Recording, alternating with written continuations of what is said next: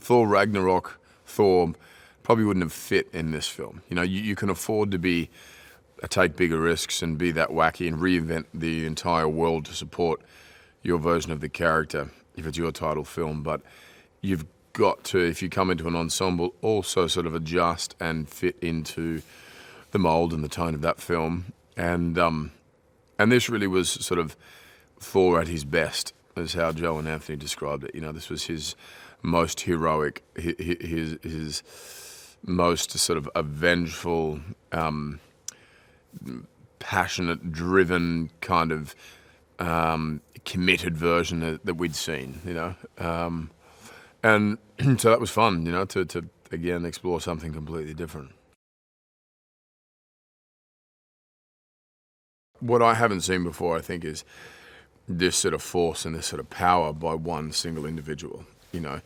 And it's not only his sort of intellect that manages to sort of navigate his way through this and outsmart us, but it just his sheer force and strength is something that none of the Avengers or anyone in the MC universe has ever really encountered before. So, you know, that was, I think, on paper, you know, an exciting thing to sort of embark on, and also even just reading the script, kind of racing to the end to work out how the hell are we going to beat this guy. I think most of us have been pretty vocal about what he started, and without him, none of us would be in this position. And what he created and invented, we had to rally sort of in amongst that and behind him, and he led the way like a true leader and champion, and you know, we wouldn't be here without what he'd done, and there's always been such a great encouragement from him, such great constant feedback to what we're doing. I think it's the darkest in some ways, the sort of wackiest in other ways. It feels like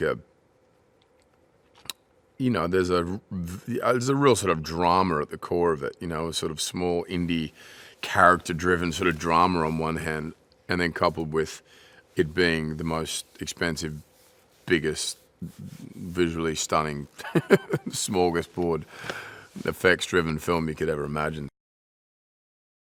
Hi there, here's today's Daily Fact. All the films in the Marvel Cinematic Universe are split into bigger phases in which groups of films are linked to one another and in which characters make cameos in other movies. The first phase began with Iron Man, the second one with Iron Man 3, and the third one began with Captain America's Civil War. It is currently ongoing, although producer Kevin Feige said that this concept will probably change for future films. Remember to click below to subscribe or on the side for more great content.